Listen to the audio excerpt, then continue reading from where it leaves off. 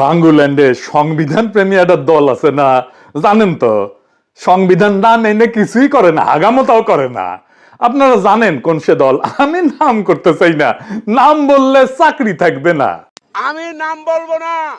একজনকে জিজ্ঞেস করেছিলাম, ভাই আইন শৃঙ্খলায় যারা নিয়োজিত, নাম বললে চাকরি থাকবে না। শালার বুতেরা চুপ থাক। বুঝেছেন? কিন্তু সেই দল একে একে সংবিধানের সব নিয়ম কানুন ভাঙতেছে। আমাদের কপালে এমন একটা বিরোধী দল আমরা পাইছি, গৃহপালিত বিরোধী দল। তারা কি সব আলাপ করে সংসদে, কিন্তু আসল আলাপের ধারে কাছে দেওয়া যায় না। কারো গাড়ি লাগে, কারো ওয়াশিং মেশিন লাগে, মাইক্রোওয়েভ ওভেন লাগে, রাষ্ট্র নিয়ে, রাষ্ট্রের গন্তব্য নিয়ে, রাষ্ট্রের প্র্যাকটিস নিয়ে কোনো গভীর আলাপ নাই। আমরা শুনেছিলাম যে আমাদের এই ফ্ল্যাটগুলোতে একটি করে ওয়াশিং মেশিন এবং মাইক্রো ওভেনও দেওয়া হবে। এই পর্দা, মাইক্রো ওভেন এবং ওয়াশিং মেশিনগুলো আপনার মাধ্যমে পাওয়ার জোর দাবি জানাচ্ছি। তাইলে কেমনে সরকারি দল সংবিধান লঙ্ঘন করতেছে? আসেন এটা বুঝে দেখি। একটা সহজ প্রশ্ন দিয়ে শুরু করি। বাংলাদেশে পররাষ্ট্র মন্ত্রণালয়ের একটা অংশকে দেখতেছে, প্রতিরক্ষা মন্ত্রণালয়কে দেখতেছে, শিক্ষা মন্ত্রণালয়কে দেখতেছে, আইসিটি মন্ত্রণালয়কে দেখতেছে। আপনি কইবেন মন্ত্রীরা? হ্যাঁ, না, কয়েকটা গুরুত্বপূর্ণ মন্ত্রণালয়ের কাজ দেখতেছে এমন কিছু মানুষ যারা মন্ত্রী না, যারা রাষ্ট্রপতির সামনে শপথ নেয় নাই, যারা সংসদের কাছে দায়বদ্ধ না, যারা চেয়ার পাইছে কিন্তু সংসদে তাদের সেই চেয়ারে বসার কথা কেউ বলে নাই। এদের নাম উপদেষ্টা আর বিশেষ সহকারী। আজকের এপিসোড এই অনির্বাচিত মানুষদের নিয়ে। আর এই বিএনপি সারা জীবন সংবিধান করে আসছে, চিক্কর পারিছে। সেই বিএনপি নিজেই কিভাবে সংবিধানকে পাশ কাটায়, সংবিধান লঙ্ঘন কইরা আজকে এই উপদেষ্টাদেরকে নিয়োগ দিছে, সেটা আমরা দেখব। আজ দলিল দিয়ে দেখাবো। আজ আমি আপনাদের নাম ধরে ধরে বলবো কারা এই চেয়ারে বসে আছে, কিন্তু চেয়ারে বসার কোনো সাংবিধানিক অধিকার নাই। তাদের প্রত্যেকটা নিয়োগ সংবিধান বিরোধী। এদের প্রত্যেকের কার্যক্রম ভবিষ্যতে আদালতে বাতিল হবে এবং প্রত্যেকেই, আই রিপিট, প্রত্যেকে ক্ষমতার অপব্যবহার আর সংবিধান লঙ্ঘনের দায়ে অভিযুক্ত হবে এবং শাস্তি পাবে। বিষয়টা বুঝায় বলি। সংবিধান কি বলে? সংবিধান অনুসারে বাংলাদেশের মন্ত্রী হওয়ার নিয়ম কি? নির্বাহী ক্ষমতা কোথায় থেকে আসে? সংবিধানের ৪র্থ ভাগ ২য় অধ্যায়, এখানে পুরা সরকার কাঠামোটা লেখা আছে। আর মনে রাখবেন, নির্বাচিত সরকারের ক্ষেত্রে এখানে উপদেষ্টা বইলে কোনো সাংবিধানিক পদ নাই, একেবারে নাই। সংবিধানের ৫৫ অনুচ্ছেদে কইছে ৩টা কথা মাত্র। প্রধানমন্ত্রীকে প্রধান করে একটা মন্ত্রিসভা থাকবে, নির্বাহী ক্ষমতা প্রধানমন্ত্রীর কর্তৃত্বে চলবে। সবচেয়ে গুরুত্বপূর্ণ, মন্ত্রিসভা যৌথভাবে সংসদের কাছে দায়বদ্ধ থাকবে। শেষ লাইনটা মাথায় রাখেন, সংসদের কাছে দায়বদ্ধ। এটাই গণতন্ত্রের প্রাণ। মন্ত্রী যা করবে তার জবাব তাকে সংসদে দিতে হবে, জনগণের প্রতিনিধিদের কাছে দিতে হবে। এবার আসি সবচেয়ে জরুরি অনুচ্ছেদে, অনুচ্ছেদ ৫৬(২). সংবিধান কইতেছে মন্ত্রিসভার কমপক্ষে ৯ মানে ৯০% হইতে হবে নির্বাচিত সংসদ সদস্যদের মধ্যে থেকে, আর সর্বোচ্চ ১ মানে ১০% নেওয়া যাবে বাইরে থেকে, যারা সংসদ সদস্য হওয়ার যোগ্য। এই ১০%কেই আমরা বলি টেকনোক্র্যাট কোটা। খেয়াল করেন একটা মজার ব্যাপার, টেকনোক্র্যাট শব্দটা সংবিধান কিন্তু নাই, একবারও নাই। এই ৫৬(২) এই বিধানটাই হলো টেকনোক্র্যাটের একমাত্র সাংবিধানিক রূপ। তো মানে কি দাঁড়াইলো? সংবিধান নির্বাচিত না এমন কাউকে মন্ত্রিসভায় বসানোর একটাই রাস্তা রাখছে, মাত্র একটা। তাকে ১০% কোটার মন্ত্রী বা প্রতিমন্ত্রী বানাইতে হবে, তাকে রাষ্ট্রপতির সামনে শপথ নিতে হবে, আর তাকে সংসদের কাছে দায়বদ্ধ থাকতে হবে। এর বাইরে কোনো পথ নাই। বাংলার লুথার কিং এই সব কিছুকে অস্বীকার কইরা, লঙ্ঘন কইরা, অসাংবিধানিক ভাবে ৪ ধরনের মানুষরে সে মন্ত্রী মর্যাদা দিছে। আসেন সেটা বুঝে দেখি। বাংলার লুথার কিং এর সরকারের মন্ত্রী আর প্রতিমন্ত্রী মর্যাদায় বসে থাকা অনির্বাচিত মানুষগুলা কারা? ৪ রকম। এই ৪টা শ্রেণী আলাদা করে বোঝা জরুরি, কারণ সব এক না। প্রথম শ্রেণী হইতেছে টেকনোক্র্যাট। এরা শপথ নিছে, সংবিধানের ১০% কোটার মধ্যে আছে, এরা বৈধ, এদের নিয়ে আমার কোনো অভিযোগ নাই। এর মধ্যে আমার প্রিয় রজার খলিলও আছে। দ্বিতীয় শ্রেণী, এরা মন্ত্রী আর প্রতিমন্ত্রী মর্যাদা পাইছে, মন্ত্রণালয় পাইছে, কিন্তু শপথ নেয়নি। তৃতীয় শ্রেণী বিশেষ সহকারী, এরাও প্রতিমন্ত্রী মর্যাদা পাইছে কিন্তু শপথ নেয়নি। ৪ নম্বর শ্রেণী, প্রফেসর ইউনূস তার অন্তর্বর্তীকালীন সরকারের সময় প্রতিমন্ত্রী মর্যাদা দিয়ে গেছিলেন, সেটারে তারেক রহমান নির্বাচিত সরকারের সময় চালু রাখছে, যেমন বিডার আশিক চৌধুরী। এই ৪টা শ্রেণী মাথায় রাখেন, আমি এবার একটা একটা করে নাম ধরে যাব। টেকনোক্র্যাট করে ৩ জন আছে, ২ জন পূর্ণমন্ত্রী, ১ জন প্রতিমন্ত্রী। একজন হচ্ছে রজার খলিল, পররাষ্ট্রমন্ত্রী, ইনি আগে ইউনিশ সরকারের জাতীয় নিরাপত্তা উপদেষ্টা ছিলেন, আপনারা জানেন। ২ নম্বর মোহাম্মদ আমিনুর রশিদ, পূর্ণমন্ত্রী। ৩ নম্বর আমিনুল হক, প্রতিমন্ত্রী, সাবেক ফুটবলার। এই ৩ জন রাষ্ট্রপতির কাছে শপথ নিছে। সংবিধানের 56 2 কোটার মধ্যে এই 3 জন পড়ে।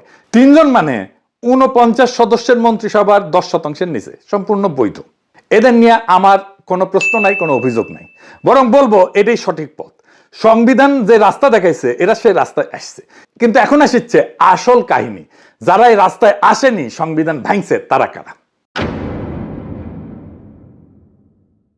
যারা শপথ নেয়নি অথচ মন্ত্রণালয় পাইছে, পুরা 10 জন উপদেষ্টা, মন্ত্রী আর প্রতিমন্ত্রী মর্যাদা, আসেন নাম ধরে শুনি। 5 জন পাইছে পূর্ণমন্ত্রী মর্যাদা, চাঁদ আব্বাস রাজনৈতিক উপদেষ্টা, নজরুল ইসলাম খান রাজনৈতিক উপদেষ্টা, রুহুল কবির রিজভী রাজনৈতিক উপদেষ্টা, ইসমাইল জাবিউল্লাহ জনপ্রশাসন, রাশেদ আল মাহমুদ তিতুমির অর্থ পরিকল্পনা, আর 5 জন পাইছে প্রতিমন্ত্রী মর্যাদা, এগুলো পূর্ণমন্ত্রী মর্যাদা। হুমায়ুন কবির পররাষ্ট্র মন্ত্রণালয়, দুর্যোগ ব্যবস্থাপনা, ত্রাণ আর বেসামরিক বিমান পরিবহন, ব্রিগেডিয়ার জেনারেল অবসরপ্রাপ্ত শামসুল ইসলাম প্রতিরক্ষা মন্ত্রণালয়, কশা Zahed policy and strategy, Mahdi Amin শিক্ষা এবং প্রবাসী কল্যাণ, শ্রম এবং কর্মসংস্থান, রিয়ান আসিফ আসাদ ডাক টেলিযোগাযোগ আইসিটি বিজ্ঞান এবং প্রযুক্তি, পররাষ্ট্র, প্রতিরক্ষা, শিক্ষা, আইসিটি, অর্থ পরিকল্পনা, এগুলো কি পরামর্শ দেওয়ার মন্ত্রণালয়? এগুলো রাষ্ট্র মেরুদণ্ড, মূল নির্বাহী মন্ত্রণালয়। আর এই মন্ত্রণালয়ের কাজ দেখতেছে এমন মানুষ যারা মন্ত্রী না, যারা শপথ নেয়নি। এবার তৃতীয় শ্রেণী, এর সঙ্গে যোগ হয়েছে প্রতিমন্ত্রী মর্যাদার সহকারী বিজন কান্তি সরকার, প্রতিমন্ত্রী মর্যাদা, হিন্দু বৌদ্ধ খ্রিস্টান সংখ্যালঘু বিষয়ক বিশেষ সহকারী, আবার সেই বিএনপি চেয়ারম্যান উপদেষ্টা। 2 নাম্বার তানভীর গনি, প্রতিমন্ত্রী মর্যাদা, বিনিয়োগ এবং পুঁজিবাজার বিষয়ক। ওসিরিস গ্রুপ নামে একটা এশিয়ান বিনিয়োগ কোম্পানির চেয়ারম্যান সে। আশিক চৌধুরী প্রতিমন্ত্রী মর্যাদা, বিডার বেজার নির্বাহী চেয়ারম্যান। এই আশিক চৌধুরী প্রতিমন্ত্রী মর্যাদা প্রথম দিছিল প্রফেসর অন্তর্বর্তী সরকার 2025 সালের এপ্রিলে। বর্তমান সরকার তাকে ওই পদে বহাল রাখছে। সে একজন ব্যাংকার, আপনারা জানেন, একসময় সিঙ্গাপুরে এইচএসবিসিতে কাজ করতো। মিলায় দেখেন, প্রতিমন্ত্রী মর্যাদার 3 জন বিশেষ সহকারী শপথহীন, আরো 2 জন বিশেষ সহকারী আছে যারা সচিব আর গ্রেড 2 মর্যাদা, মন্ত্রী মর্যাদায় নেয়, তাই আমি হিসাবে ধরলাম না। এখন আসেন যোগ করি, ক্যালকুলেটর হাতে নেন। শপথ নেওয়া মন্ত্রিসভা 25 জন মন্ত্রী, 24 জন প্রতিমন্ত্রী, মোট 49 জন, তাই তো? এর সঙ্গে যোগ করেন 10 জন উপদেষ্টা, মন্ত্রী আর প্রতিমন্ত্রী মর্যাদা, 3 জন প্রতিমন্ত্রী মর্যাদার বিশেষ সহকারী। তাহলে মন্ত্রী প্রতিমন্ত্রী মর্যাদায় বসে থাকা মোট মানুষ 49 যোগ 10 যোগ 3 দাঁড়াইলো 62 জন। অনির্বাচিত কতজন? 3 জন টেকনোক্র্যাট, 10 জন উপদেষ্টা, 3 জন বিশেষ সহকারী, মোট 16 জন। 16 ভাগ 16 জন 62 জনের কত পার্সেন্ট? 26%। তারেক রহমানের সরকারের মন্ত্রী আর প্রতিমন্ত্রীর চেয়ারে বসে থাকা প্রত্যেক 4 জনের 1 জন অনির্বাচিত সংসদ সদস্য না। আর সংবিধান কি বলছিল? সর্বোচ্চ 10%। 10%-এর জায়গায় 26%। এর মধ্যে 3 জন অন্তত শপথ নিছে, বাকি 13 জন, 10 উপদেষ্টা আর 3 বিশেষ সহকারী শপথই নেয়নি। অথচ মন্ত্রণালয় চালাইতেছে, রাষ্ট্রীয় সিদ্ধান্ত বসতেছে। এই নিয়ম ভাঙা নিয়ে সরকার ছাপাই দিতে পারে, সেটা কয়ে রাখি। আগেই সে রাস্তাটা মাইরে রাখতে হবে। সেটা কি? রুলস অফ বিজনেসের ভেলকি দিতে পারে। আপনাকে সরকার বলবে এরা তো মন্ত্রী না, এরা উপদেষ্টা, তাই 10% কোটা এদের গোনা যাবে না। এই যুক্তিটা, এটা ভেলকি, এই যুক্তিটাই ফালতু। কেন? কারণ এই উপদেষ্টা নিয়োগের ভিত্তিটা কি? রুলস অফ বিজনেসের 1996 rule 3 b. Rules of business জিনিসটা কি মনে আছে? অনুচ্ছেদ 55(6) যেখানে বলা আছে রাষ্ট্রপতি সরকারি কার্যক্রম বন্টনের জন্য বিধি প্রণয়ন করবে। সেই বিধির নামই রুলস অফ বিজনেস।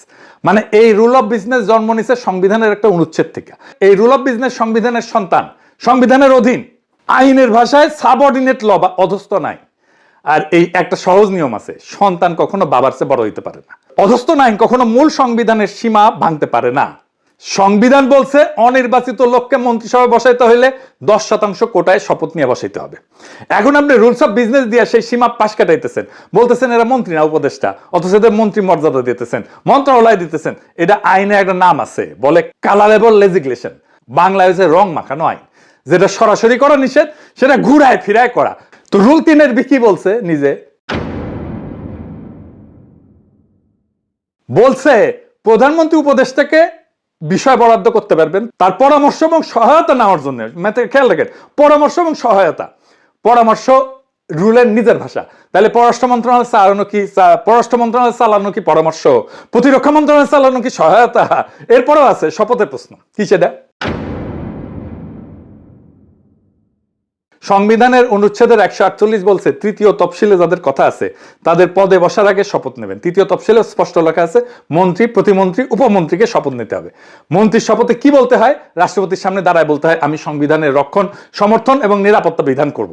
মানে আমি সংবিধান রক্ষা করব, এই অঙ্গীকার করে কেবল রাষ্ট্রের চেয়ারে বসা যায়, তার বাইরে যায় না। এখন প্রশ্ন, এই 13 জনকে শপথ নিছে। 17 ফেব্রুয়ারি সুপ্পু শপথ পড়াইছে প্রধানমন্ত্রীকে, 25 জন মন্ত্রীকে, 24 জন প্রতিমন্ত্রীকে, ব্যাস। এই উপদেষ্টার বিশেষ সহকারীরা সেই তালিকায় ছিল না, এদের কেউ রাষ্ট্রপতির সামনে দাঁড়ায় সংবিধান রক্ষার শপথ নেয়নি। তাহলে কি দাঁড়াইলো? যিনি সংবিধান রক্ষার শপথ নেয়নি তিনি সংবিধানের নামে রাষ্ট্রের মন্ত্রণালয় চালাইতেছেন। যিনি শপথ নেননি তিনি রাষ্ট্রের গোপন তথ্য, নিরাপত্তা সংক্রান্ত দলিল, কূটনৈতিক গোপনীয়তা সবকিছু নাগাল পাইতেছে। কোন অধিকারে? মিলিটারি অফিসার শপথ নেন, মন্ত্রী শপথ নেন, কারণ শপথটাই বিশ্বাসের বন্ধন। শপথহীন একজন মানুষের হাতে রাষ্ট্রের গোপন তথ্য, এটা শুধু আইন ভাঙা না, এটা নিরাপত্তায় ফাটল, এটা সংবিধান বিরোধী কাজ, এটা রাষ্ট্র বিরোধী কাজ। আরো একটা গুরুতর সমস্যা আছে, কি সেটা? কল্পনা করেন একজন উপদেষ্টা একটা ভয়ঙ্কর ভুল সিদ্ধান্ত নিল। মানুষের তো ভুল হইতেই পারে, তাই না? ম্যান ইজ মর্টাল, মানুষ মাত্রই ভুল। তারপরে ধরেন ভুল করলো, দেশের ক্ষতি হইলো, তাকে এখন তার কাছে কে জবাব চাইবে? মন্ত্রী হলে সংসদের দ্বারা জবাব দিতে হইতো, বিরোধী দল প্রশ্ন তুলতো।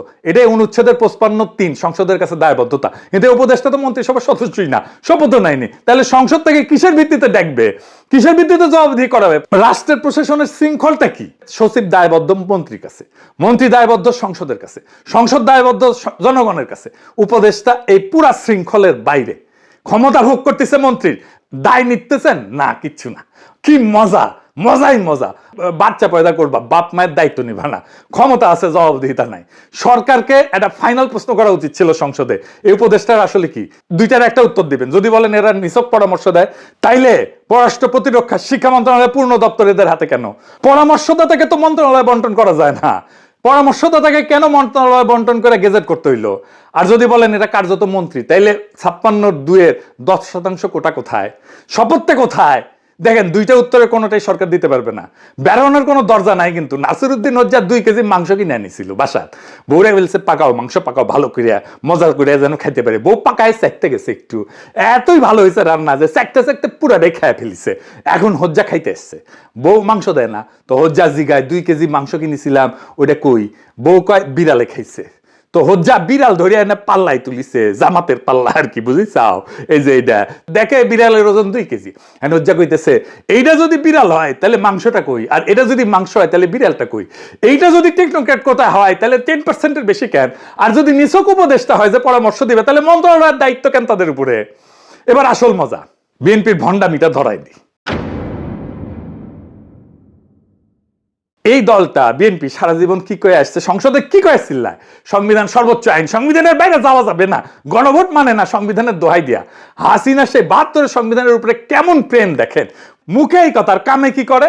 কামে 10 জন উপদেষ্টা মন্ত্রী মর্যাদায়, মন্ত্রণালয় সহ, তার সঙ্গে 3 জন প্রতিমন্ত্রী মর্যাদায় বিশেষ সহকারী, সবাই শপথহীন, সবাই দায়বদ্ধতার বাইরে, সবাই সংবিধানের বাইরে। তাহলে বিএনপি সংবিধান প্রেম কি আসলেই প্রেম? তা তো না। এখন কেউ কইবেন যে দাদা ইউনূস সরকারের তো পুরোটাই উপদেষ্টা ছিল, তখন এই কথা কননি কেন? ভালো প্রশ্ন, উত্তরটাও পরিষ্কার। ইউনূসের উপদেষ্টারা সংবিধানের পদে বসছিলেন, তত্ত্বাবধায়ক ব্যবস্থা সংবিধানে লেখা ছিল, তারা রাষ্ট্রপতির সামনে শপথ নিছিলেন, আর তখন তো সংসদই ছিল না। তাই 90 এবং 10% কোটার প্রশ্ন ছিল না, সেটা ছিল নির্বাচন করানোর জন্য একটা ব্যতিক্রমী সেতু সরকার। সেজন্য বলি আমরা অন্তর্বর্তীকালীন সরকার।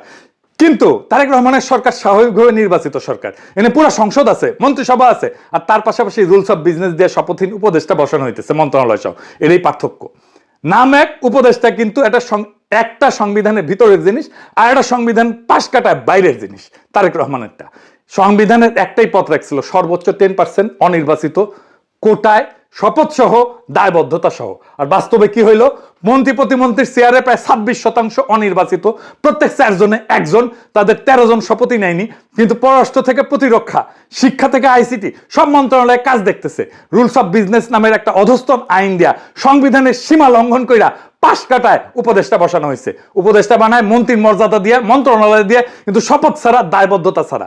এটা ছোট কোনো ব্যাপার না, এটা গণতন্ত্রের ভিত্তিতে ফাটল ধরছে। আর যে দলে কাজ করছে সে উঠতে বসতে সংবিধানের নাম জপে, সংবিধানের দোহাই দেয়। যে মানুষটা সংবিধান রক্ষার শপথ নেয়নি, সে সংবিধানের নামে কেমনে রাষ্ট্র চালায়? তাহলে শপথের মানে কি থাকলো? আর সংবিধানটা তো কাগজের টুকরা হয়ে গেল, আর কিছু থাকলো? বিএনপি নিজেই সংবিধানকে কাগজের টুকরা বানায় ফেলছে। এটার বিচার আমি কার কাছে দিবেন?